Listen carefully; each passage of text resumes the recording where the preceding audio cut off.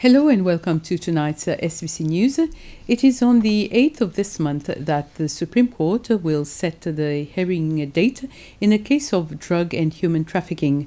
The case involved the Subramanian brothers, Dario and Fabio, and Gérard Bastien, plus 11 Iranians who have all pleaded not guilty for the charges against them. The three Seychellois men were arrested in Seychelles' territorial waters with 130.58 kilograms of cannabis resin discovered in the boat they were on. They have also been accused of human trafficking after NDB Stoke was discovered in an Iranian dab, presumably being taken to Iran as a guarantor for drugs. The Supreme Court yesterday convicted a 45-year-old Zimbabwean woman, Elsie Vambe, after she pleaded guilty to two charges against her.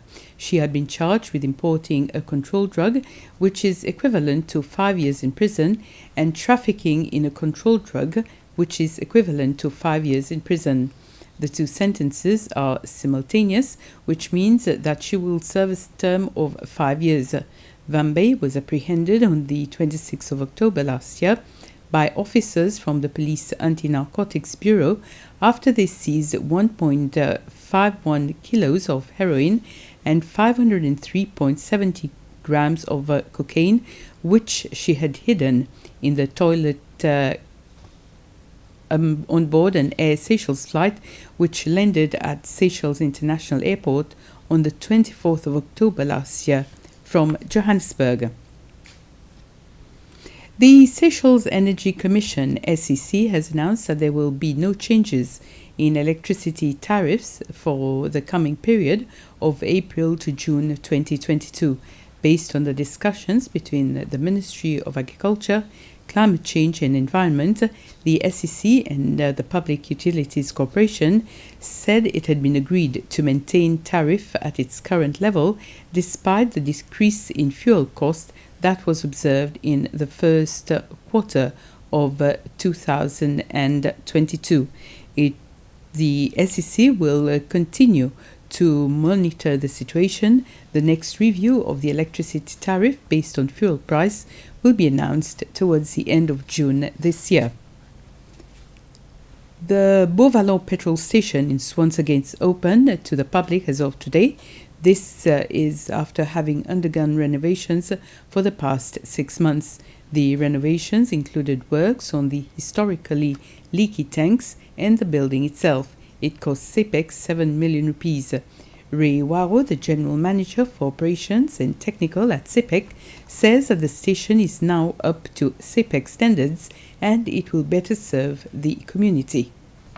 We did Beauvallon petrol station at this stage because we wanted to complete Victoria North and the Lom refueling station, so that when it's closed, we have options for people residing in the north region of Mali. It came a point when we had to close it down and do a complete refurbishment, especially on its mechanical installation, where in the past we've experienced some leaks and we've noted that the quality of the pipes have deteriorated. So it was well due for the renovation. The SBC has published its first ever report for the period between 2017 to 2022. The report provides a comprehensive account of the corporation's operational and financial activities for the past 4.5 years. This morning, the chairperson of the SBC board, Gérard Lafortune, presented a copy of the report to the Vice President Ahmed Afif as the minister responsible for information. The launch of the DTT system, the online radio apps, and organizing the country's first ever presidential debate were stated as the main achievements during this period.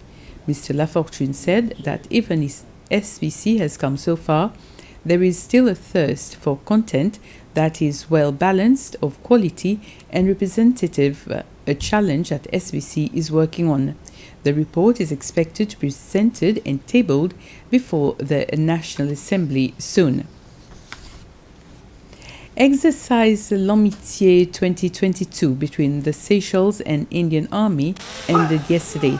Some 85 soldiers, 45 from the Indian Army and 40 from the Seychelles Defence Forces, the SDF, took part in the 10 days exercise.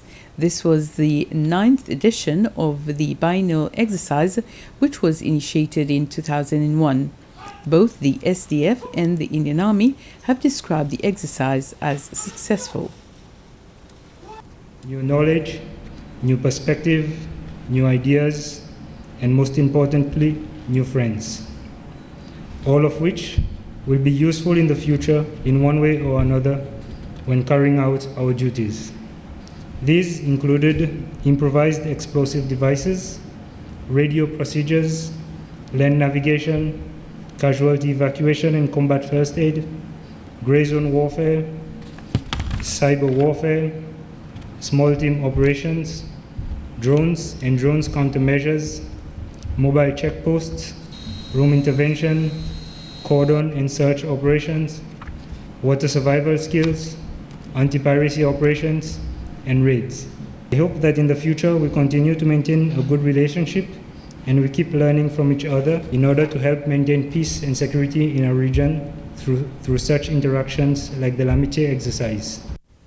Those are our main stories so far this Friday evening. Join us again at 8 for the news in Creole. Goodbye.